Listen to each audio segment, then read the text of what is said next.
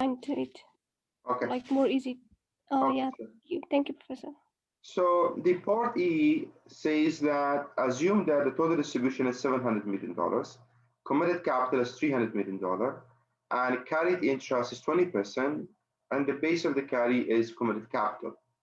There's also a hurdle rate of 10%. That means that so let me get my pen and pencil. Just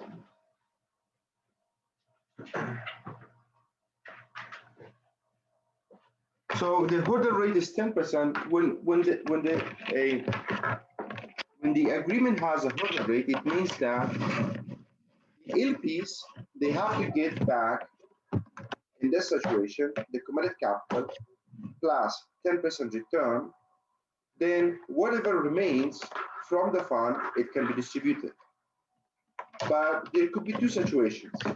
One is a catch-up, and then there is no catch-up of 100%.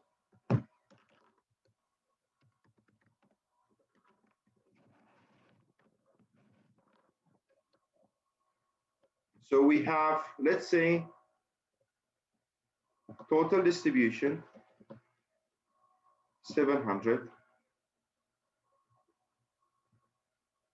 committed capital 300, carry percentage 20%, hurdle rate 10%, and then we have, there could be two situations. Scenario one, 100% catch-up. Or let's say first we don't have any catch-up, and then let's see what catch-up. No catch-up term.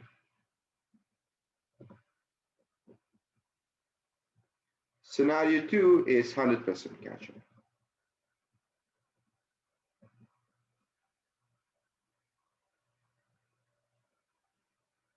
So first, let's look at the scenario one, okay? Sorry, Professor. Yeah. Can you please give us more detail about the catch-up? What is catch-up? I didn't get it. Although I read the chapter, but I'm not sure about the. That's what I'm trying to explain now. So that's what I'm trying to explain. So let's look at what is catch-up, and I want to explain this through this example and see how catch-up affects the total distribution, and when we don't have catch-up, and when we have catch-up, how does it affect the total distribution? Okay, so in the first scenario, when you calculate GPs carry, this equals to 700 minus 300. So first we have to calculate the profit, and the base of the profit is, let's say it's committed capital. But there's a hurdle rate of 10%. That means when you have a hurdle rate, that means LPs should get first the 300 plus 10% of the 300. Then whatever remains, that can be split 20%, 80% between GPs and LPs. So, and when we don't have a catch-up. So that means when you calculate the profit, first you have to give 300 plus 10% to LPs, okay? Then from 700, you deduct this amount, whatever it is, that will be the profit. So the profit would be how much? The profit would be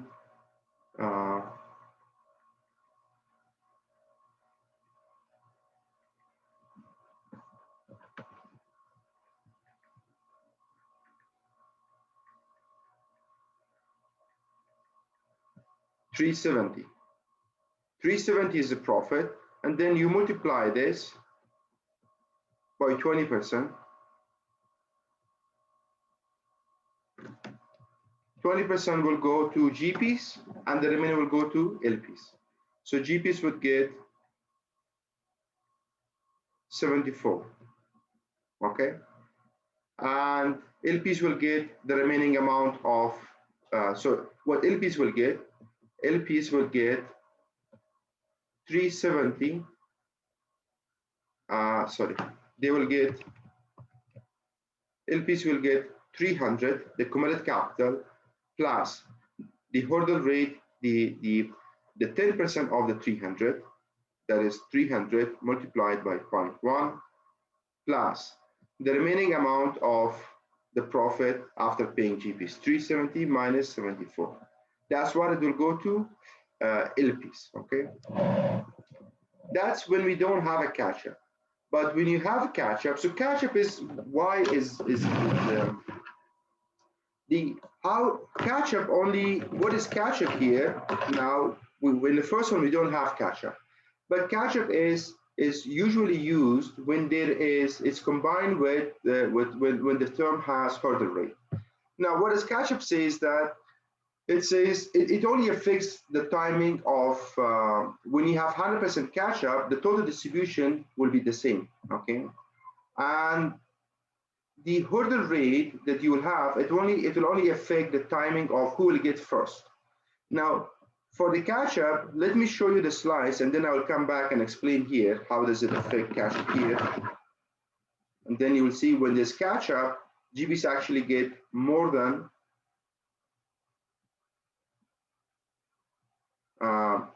they get 80. Okay, when there's a catch-up, GPs get 80, and we will see why. So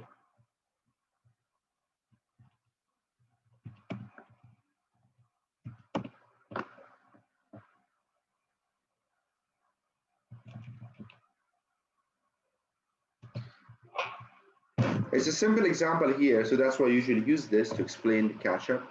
And I understand this is catch-up gets a little bit confusing. So if you look at this fund, okay, it has 100% catch-up.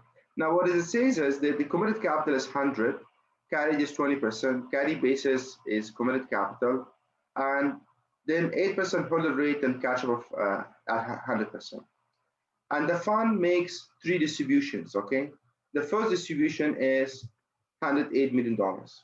Now, since the fund has, well, when the first distribution is made $108 million, how is it distributed between LPs and GPs?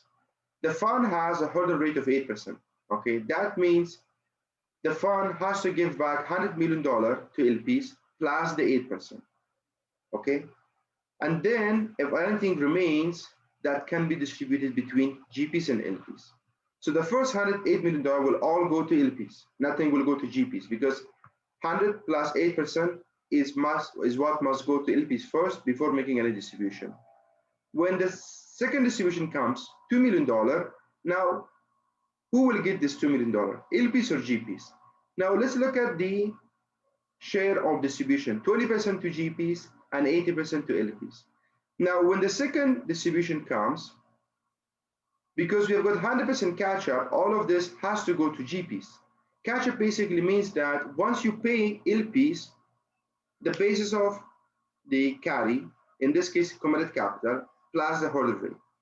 And after that, any distribution that comes, any distribution that's made, and it has to be distributed in such a way that in aggregate, GPs will get 20% and LPs will get 80%. So when the second distribution, $2 million comes, all of that will go to GPs because in aggregate, the profit is $8 million, okay? The aggregate, the profit is $10 million. So if you take out the $100 million, the committed capital, the base of the cost, the total profit as of year 2 is $10 million, $8 million one and $2 million is the other distribution. Now, once you have already paid the hurdle rate and the basis of the capital, basis of the carry, committed capital to LPs, any other distribution that is made from the fund, it has to be distributed. What is the rule for distribution? Who gets what percentage? It should be distributed in such a way that in aggregate, GPs and LPs share of the profit would be 20%, 80%.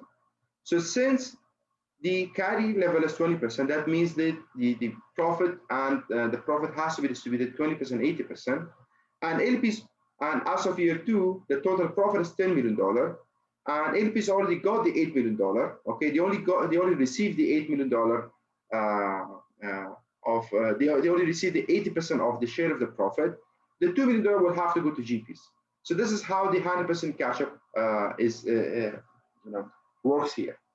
And when the third distribution is made, again, you look at how much is paid to LPs, how much is paid to GPs. As of year 3, before the $10 million, the profit is 20%, 80% already distributed. So this $10 million will also be 20%, 80% distributed. But now let's look at, if I remove this 100% catch-up, what will happen? If I remove this 100% catch-up, then the same example, but no catch-up. Let's see how it goes now. Now, the first $108 million that the fund distributes, all of it has to go to LPs, because again, the agreement is that LPs would have to be paid a minimum of 8% return on the committed capital, and after that, any distribution that is made, it will be distributed between LPs and GPs. So unless they have received $108 million, the fund cannot give anything to GPs. Okay, that's how the hurdle rate works. So the first $108 million will go to LPs. And then the remaining $210 million, these two will be distributed 20%, 80%. So GPs will get 20% of $2 million, 20% of $10 million. In aggregate, they get $2.4 million. Compared to when you have got 100% catch-up, the 100% catch-up says that in aggregate, the total profit should be shared 20% and 80% between LPs and GPs. And in this example, you see it's $4 million. Now, in the problem that he had in the assignment, if you have now if we have 100% catch-up, okay, so that means in aggregate, the profit has to be split 20%, 80%. So you give $300 million to LPs, okay? And then the remaining profit, whatever it is, 20%, 80% will be split between LPs and GPs. But when there's no catch-up, you give LPs $300 million plus the hurdle rate, that is 330, and then whatever remains, that would be distributed 20%, 80%. So when there's no catch-up, you take out the hurdle rate, whatever the profit based on the hurdle rate to LPs, and then the remaining amount would be shared between LPs and GPs. So that's how the catch-up affects the distribution.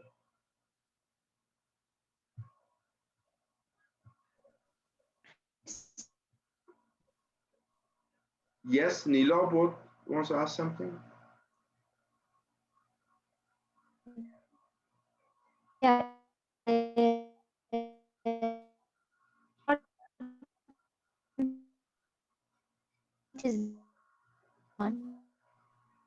Your voice is breaking, Nilo. I cannot hear you. Hakima, your voice is breaking.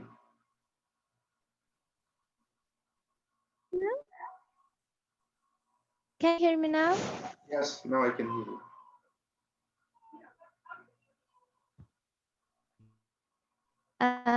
Professor, I said that the hurdle rate, but here in the like question we had in the solution, we have 1.1.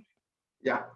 I said where did this 1.1 came from? Oh, so this, yeah, so 1.1 is what I'm doing. Okay, let me explain this, yeah. So 1.1 is, okay, this is,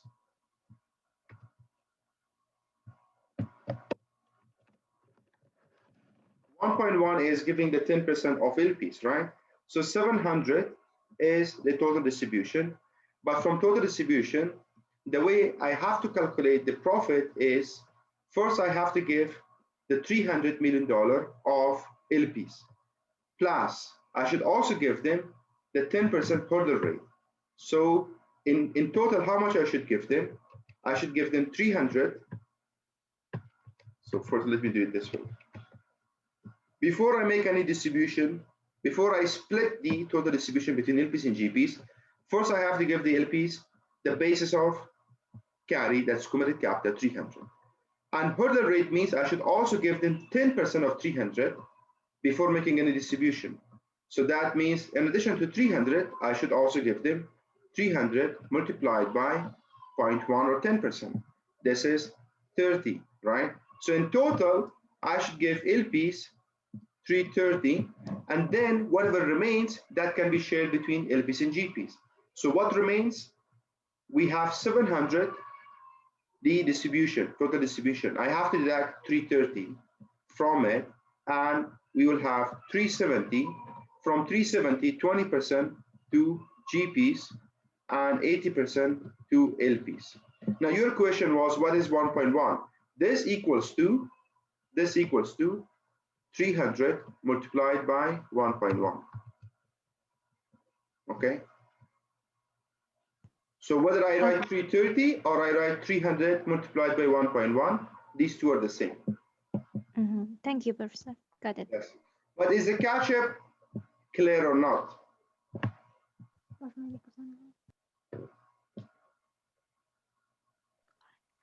Professor, can you hear me? Yes. Professor, I just wanted to ask that where did the distributions that we have are like 108, 2 million, and then 10 million. Where did they come from? Oh, okay. These are just assumptions. Okay. So I'm just, I just picked up some numbers. I said, okay, let's assume that the fund returned 108, 2, or 10. But you could choose any number. Okay. So let's say I choose some other numbers. This was just for, I picked up some numbers just to just to explain the concept, but this could be anything. Okay, let's say if instead of 108, the same problem, going to the slides, okay, what if instead of 108, I have something else? So let's say the first is 104, sorry, okay. The second distribution, I get 4, and third distribution, I get, let's say, 10.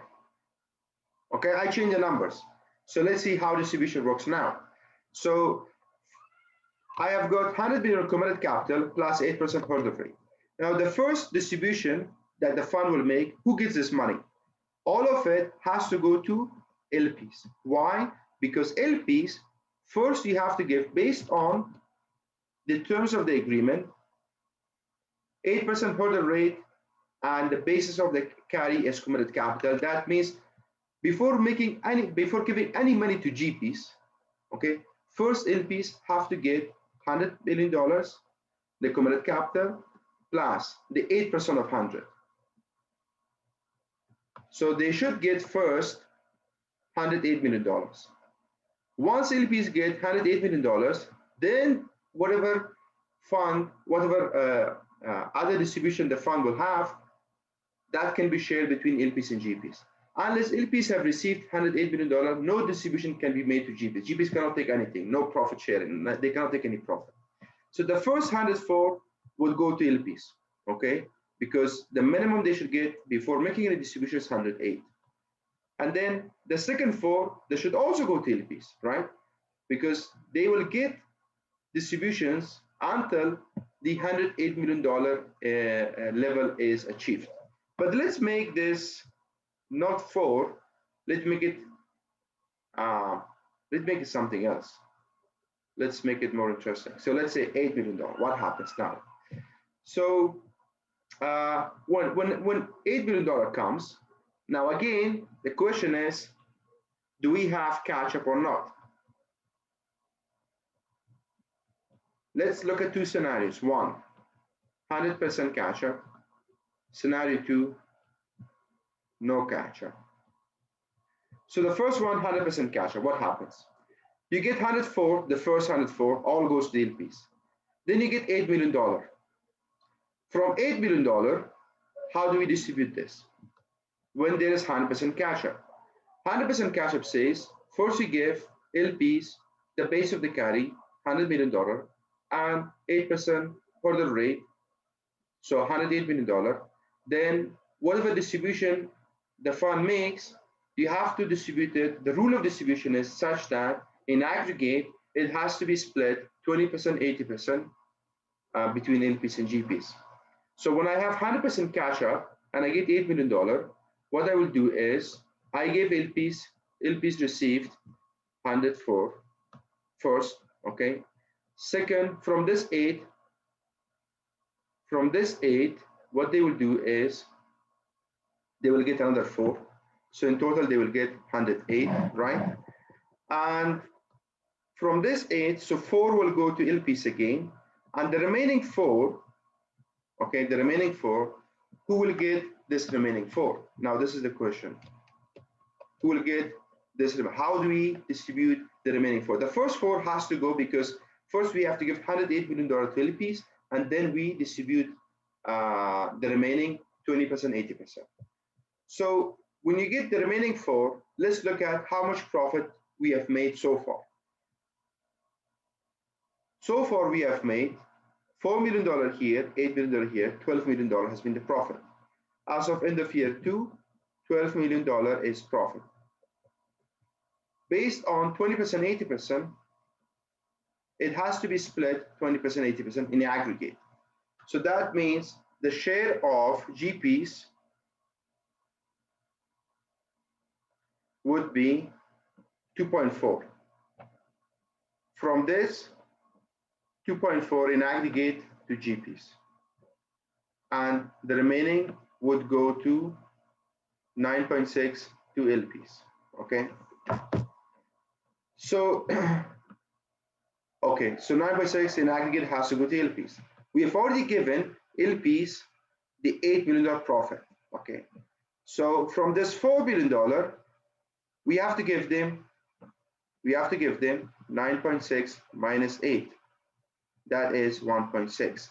So from this, again, 1.6 goes to LPs.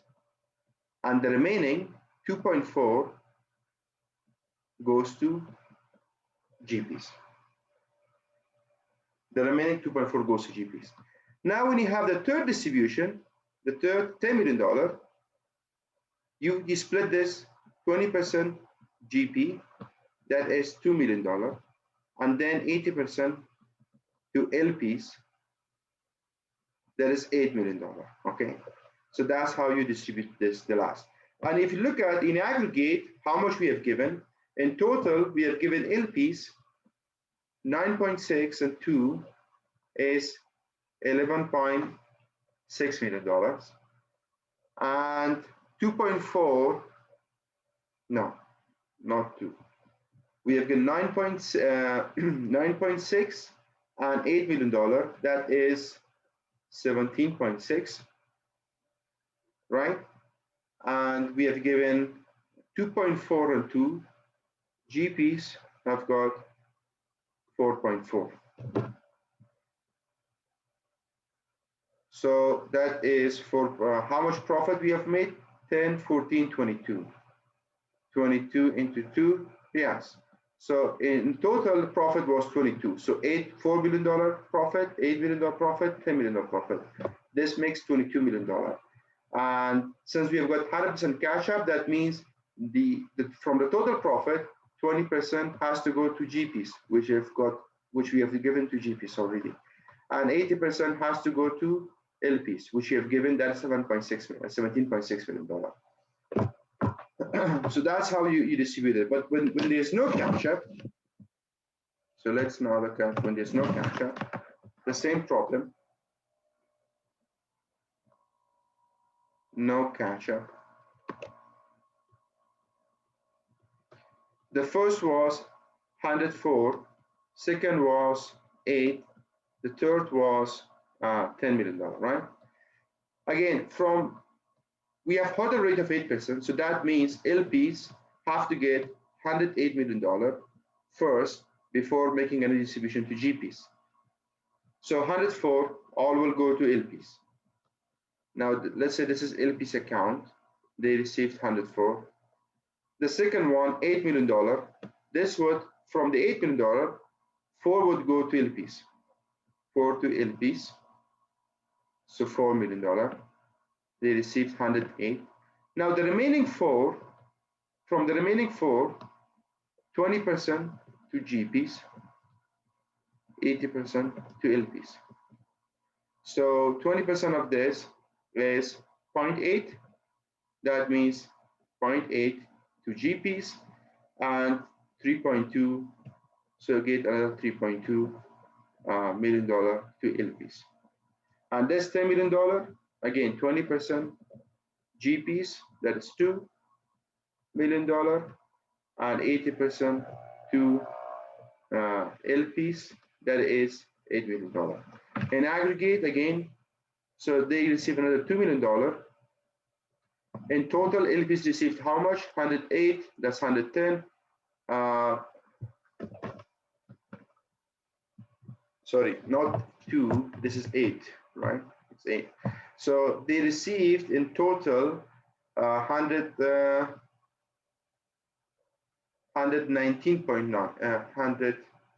119.2. Is that correct? Yeah. And the profit share they received 19.2. And GPs, how much GPs got? GPs got 0.8, the first one, plus 2. In total, they received $2.8 million. So you see, when there's no catch-up, you give LPs the base of the carry, committed capital, plus the hurdle rate, and then whatever remains from the profit, that will be split 20-80%. But when there is catch-up, you give LPs the hurdle rate and the profit, and then the remaining distribution would be shared between LPs and GPs in a way that in aggregate, the profit is shared 20%, 80% between GPs and LPs. Now, when we had catch-up, GP's share was, LP's share was 17 point something, 17.6 when there was catch-up. And GP's share of the profit for the same problem was 4.4. So when there's 100% catch-up, you see the GPs get more compared to no catch-up. Does it make sense? Yes, Professor. Professor, I have a question. Yes. When we are giving 108 to LP, so like, is this always specific? This amount, specific amount? No. So see, it depends. Yes. Yeah, that's a good question. No, it's not. Yeah. So 108 in this example, because the committed capital is 100 and the carry base is committed capital, okay? If the committed capital will be 500, so you have to give 500. If committed capital is 1 billion, you give 1 billion. And 108 because also the hurdle rate is 8%. Now let's say that if I change these two numbers, then that will change. If instead of 100, we have committed capital of 500. Let's do it here. Say instead of 100, let's say my committed capital is 500 and hurdle rate equals to 10%. Then it means that first you have to give LPs the 500. If this is also the basis of committed capital or carry base, sorry, if it's also the carry basis, then first you have to give LPs 500 plus the 10% of 500, which is in total 550. First you have to give LPs 550, then whatever this, then after this, any distribution the fund has, that can be shared between LPs and GPs. So that 108 is because the committed capital in our example is 100 and 8 because the hurdle rate is 8%. But if you change those two numbers, it can be different. Okay, Professor, yes. Now I got it. Okay. Any other questions? Professor, the question number 1 of the chapter 4 assignment, Yeah. 4.1. So you said that we should. I said that I will solve the question in Excel sheet. So I don't know how to find how to do the regression analysis in Excel sheet. So okay. So yeah, sure. So so let's take this example. Okay, I have these steps here. It's already on Canvas that you can follow. But let's say that let's assume that I've taken these numbers from the book. This number doesn't matter, right? This could be any numbers. And let's say I want to run regression.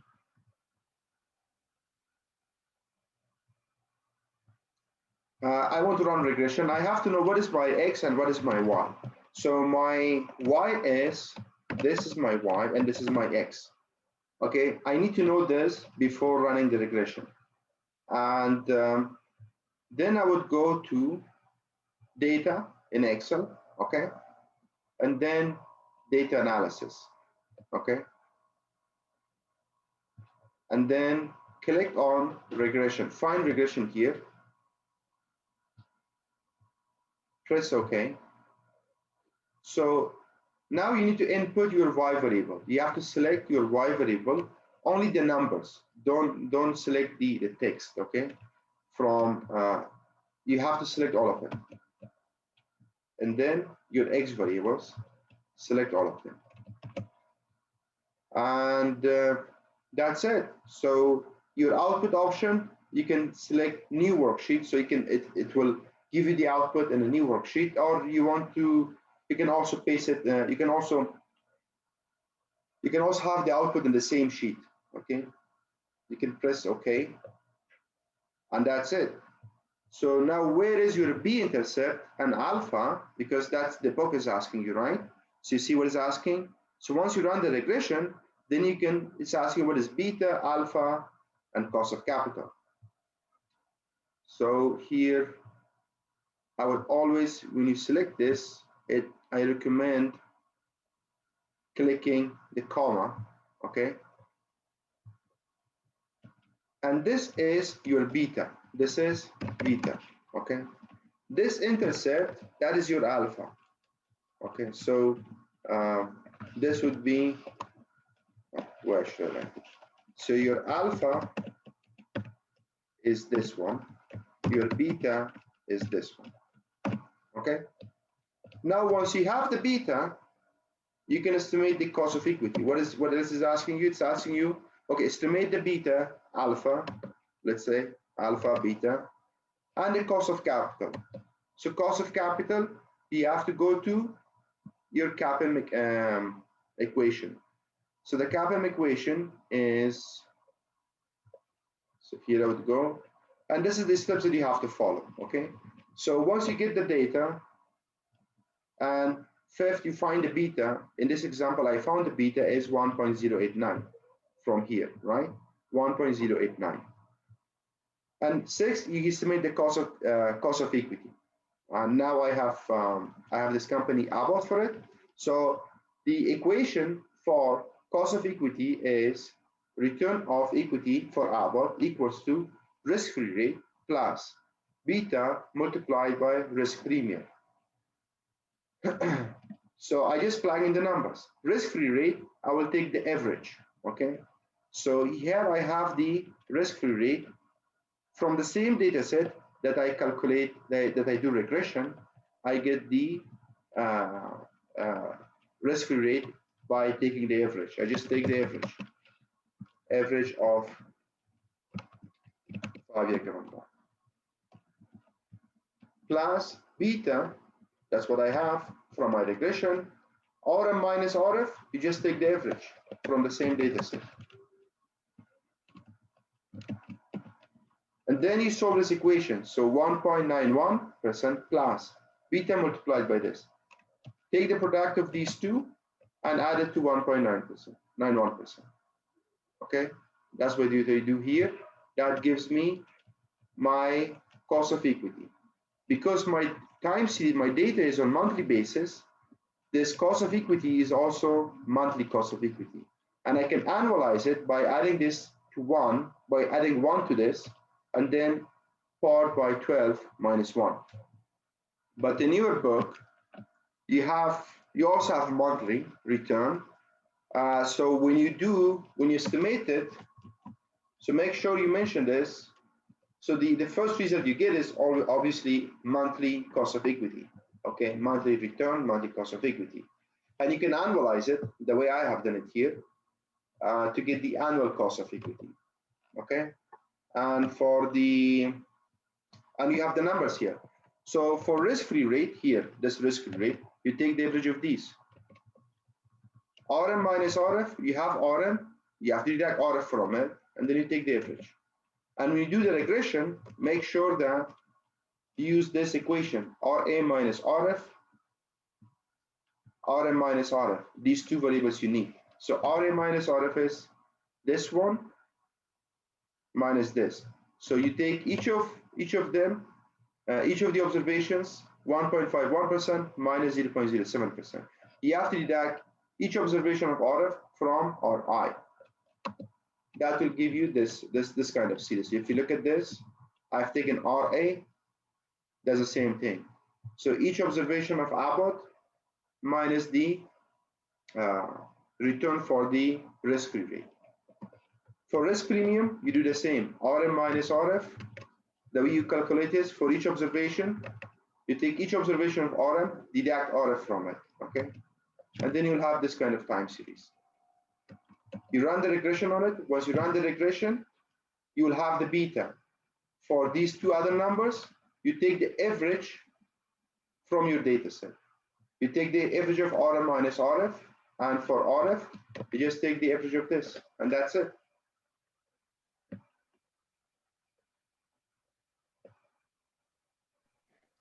Professor? Yeah.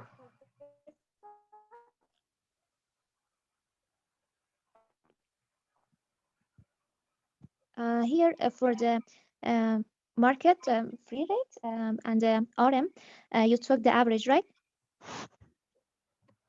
When For I the calculate the equation. cost of equity, yes. And when I read the book, it says that we can use, according to the data and evidence, we can use 7% and 4%. And the question is 4% for RF and 7% for RM and minus RF, or we should take the average like you. Okay, so in your book, in the text it is explaining, so it's just taking some number and it is trying to simplify the process and saying that, okay, let's assume that the RF is 4%, okay? Let's assume that risk premium is 7%. And in practice, you have to take the numbers based on, there are two ways you can, there are a number of ways you can get those numbers. One is based on historical numbers, like this one. We have historical numbers. We can take the average of historical numbers as an input for our model. The other one is taking forecast. Forecast is when analysts in the market, they make forecasts about RF and RM, okay? Then you can take the average of analyst forecast. We don't have average of analyst forecast. For this exercise, you have the historical data, so you use historical data. And in your textbook, it says 4%, 7%. Those are, it doesn't tell you where the book got those 4% and 7% because it wants to simplify the process. It doesn't want to confuse students. But in practice, you either take the historical average or you take, if you want to take the forecast, you have to take the average of the forecast from analysts. That data we don't have. So we can, for this exercise, you can take the average. Okay, Professor, thank you. Yeah. I'm sorry, but I didn't get the average. Can you please do it once again? Yeah, sure. So let's say once you have the beta, right? So how we can find the cost of equity? The cost of equity is based on the Kappa model. So the cost of, you want to find the cost of equity for a company, and that is based on the Kappa model. Cost of equity for any company equals to risk-free rate plus beta of this company multiplied by risk premium, RM minus RF. Okay. Now, to be able to find the cost of equity, RI, you need RF, you need beta, you need RM, you need RF. Okay. So for RF and RM minus RF, your book has already given you data. Okay. So for RF, you can take the average of RF here. You have RF, take the average. Add up all the numbers, divide by 2. If you have it in Excel, use average formula, you can take the average. For RM minus RF, you can do the same.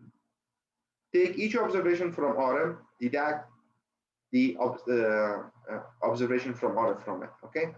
So 2.24% minus 0.07%, 1.49% minus 0.06%. You will have a new data set. The data set is RM minus RF, and take the average of that. Okay. Professor, RM minus RF, that will be also alpha for us. What is it? RM minus RF. Yeah, what is RM and RF. Yeah.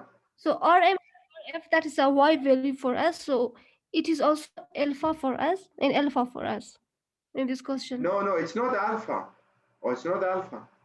Alpha is the intercept. So if I take this and transform it into regression equation, my regression equation, I will take RF to this side, Ri minus Rf equals to intercept plus beta Rm minus Rf plus error term.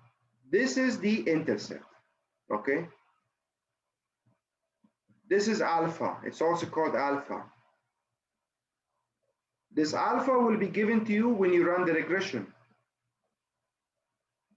Okay, this intercept, that is the alpha. Okay, that is alpha. But Rm minus Rf is the risk premium. It's called risk premium. It's not the alpha. If from your book, you have the Rm, you have Rm, the Rf.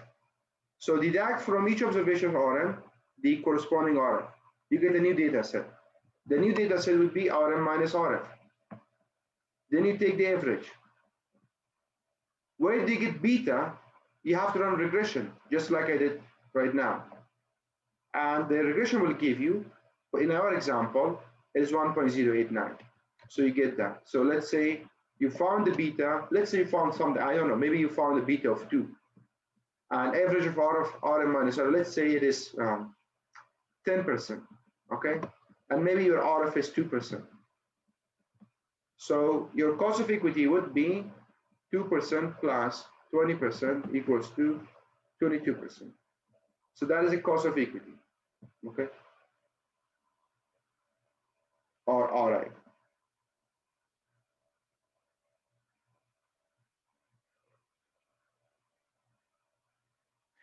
I mean, the one thing, just to make it clear, this is the equation for cost of equity, capital, okay? Why we do regression? Our regression is to find an estimate for beta. RF is observable. You can get the returns data. RM is observable. You can see market return. It's provided to you, or you can get it from websites. You can download it. But B is not observable. We have to estimate it. How you can estimate this? Number of ways are there, but the most common method is using a regression. Okay, this regression is like a straight line, okay, with some intercept here. And this beta is the slope of this is beta, and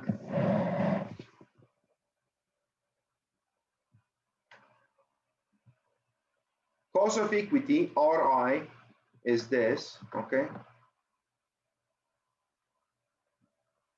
And this is, yeah. So you can see the cost of equity here, at this intercept, this is the value from alpha. And if everything is 0, a minimum you get 0. In our equation, 0.09. 0.009. And then you have an alpha beta of 1.089, okay? And this is your risk premium, okay? Now, the higher the premium, the higher would be the cost of equity. So, but this is not observable. We don't know this. We don't know this relationship. It's not observable. All we know is the cost of equity has this kind of relationship. To be able to find this beta, we have to run this regression. That's one way to do it, the most common way to do it, okay? Once you run the regression, you find beta. Find beta, plug in the number here. These other numbers, the most common approach is using historicals, average historical. You can take the average of numbers. Some people take the forecast average of the analyst forecast. In practice, you can also do that if you have that kind of information.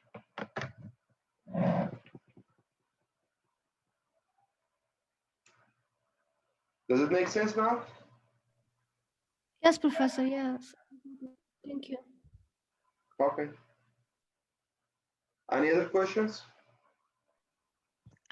Professor, can you please also explain question 3?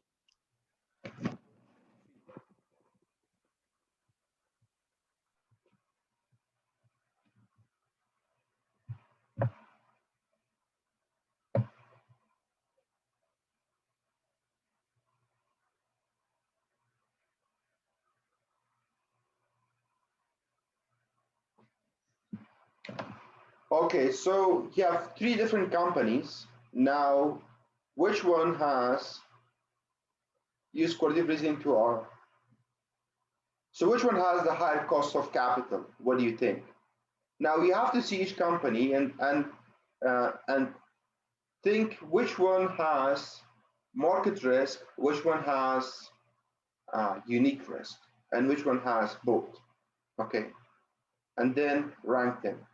And based on that understanding, what do you think? Which one has the highest risk? You just have to rank. Let's say maybe Combo has the highest risk, Fuelco has the second highest risk, and Gasco has the least risk. That's all you have to do.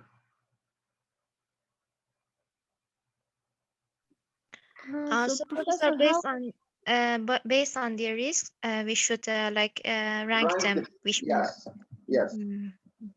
Okay, thank you, Professor.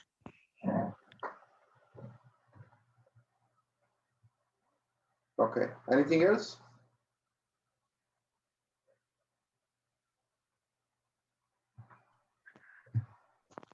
Professor, can you hear me? Yes. Professor, if you can please solve a question for the clawback, because I couldn't find it in the slides. What? Question for what? Clawback. Clawback. Okay, clawback. Yeah. So Yeah. how does, yes, okay. So how does a clawback work? Yeah. Let me explain clawback. Basically clawback is that if the fund makes any distribution before the fund is closed, let's say in year 3 and 4 and 5, but then you're fast forward at the end of the year 10, and then you see that you got, let's say, $50 million committed capital from LPs, but you've only given them $30 million, and the fund has made losses. So what happens? GPs, they got some money during the life of the fund. So clawback says that if GPs got anything during the life of the fund, any distribution, but the fund made losses, then LPs have the right to ask GPs to return that distribution. Because at the end, GPs can only take profit if they first return the capital for LPs. If LPs gave $40 million, okay, $50 million, and they only got back 30, so they made a loss of $20 million, then it is not rational for GPs to take any profit. So that's when, at the end of the period of the fund, the clawback would be exercised. The clawback would be exercised by LPs, asking GPs to return any profit they have shared during the life of the fund. So let me just let me open this.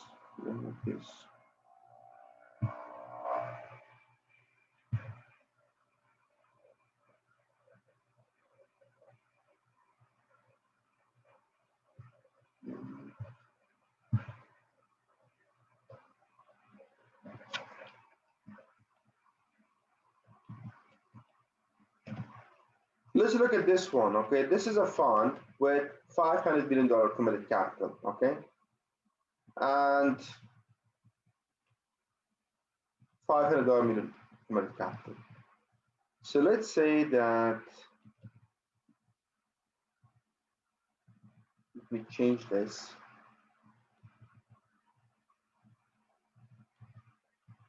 150, let's say from this 150, 50 goes to GPs, and then here 300, let's say 100 goes to GPs, but then there's no distribution, and this is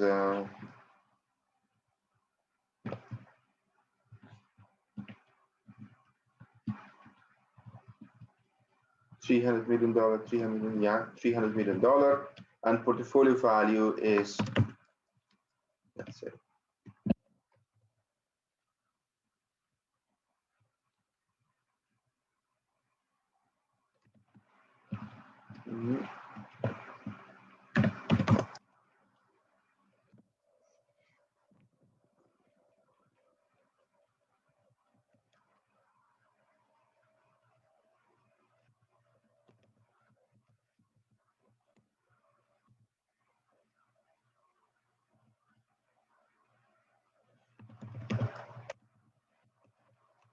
let's look at this fund, okay? The committed capital is, this would be, so, 60. See, the committed capital is $500 million. That's the LPs have given, right? LPs have given $500 million committed capital. Part of that would be for management fee, $10 million every year, and portion of that would be for investment capital. And GPs have invested $400 million over 5 years, okay? And when in year 3, the fund had some distribution, $150 million. 50 of that went to GPs, and $100 million went to LPs. And year 4, again, $300 million distribution, 100 went to GPs, remaining went to LPs. So in total, LPs have received $300 million. That's all. Okay, we are in year 5, let's say another $50 million investment, but now the portfolio value has reduced to 60. Maybe the companies they invested, those companies went bankrupt, they defaulted, maybe there's only one company left, the value of this company has reduced to 60s. So in total, the business invested $400 million, okay? It distributed in aggregate for 450, total distribution is 450. But out of that 450, only $300 million went to LPs, and the remaining 150 went to GPs. So let's see how much the LPs distribution is 300, right? 100, 300, and GPs distribution is how much they received, 150, okay? Portfolio value is, let's say we are at the end of year 10, okay? At the end of year 10, portfolio value is how much? Let's keep it 60, so 60. 60, okay, 60. So what happened? The fund made losses. LPs gave $500 million, 400 was invested, and the remaining management fee of 100 went to LPs, right? So 400 was invested, 100 went to management fee. So in total, LPs gave $500 million. What they got back? They only received $300 million, and there's portfolio value of 60 if this is sold, 60. So they gave 500, but let's say they also sell 60, they get 60 back. Let's say they got back 60. So they made a loss of how much? 140. Now, LPs made a loss of 140, but during the life of the fund, GPs got a portion of distribution, they got 150. So since LPs made a loss, GPs have to give back the money. It doesn't make sense for LPs to make a loss and GPs get, because LPs, they give all the capital. They gave $500 million for investment, they give all of the capital. GPs can only take a share of distribution if LPs first get the $500 million. And anything in excess of that, that has to be distributed proportionately. But during the life of the fund, GP's got $150 million. Now, if the fund has clawback, then LPs can exercise its clawback agreement. Clawback. They can exercise the clawback option at the end of year 10. What does a clawback do? Clawback says the GPs, okay, they have to return how much? You have to return from 150 received, you have to return $140 million to, or, from 150, they have to return 140 to LPs, so that then they would return the total committed capital, and $1 million is left. That can be distributed 20%, 80%, or 30%, 70%, whatever is the profit sharing agreement. Basically, the clawback says that if LPs clawback is a clause in the agreement that can be executed by LPs. If LPs do not get all of their money at the minimum by the end of year 10, and if GPs have taken any distribution from the fund, then LPs can exercise a clawback, asking GPs to return any distribution they have taken during the life of the fund.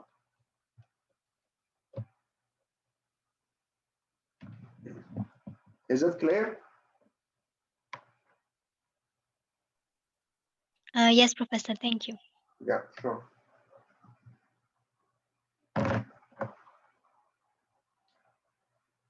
Any other questions?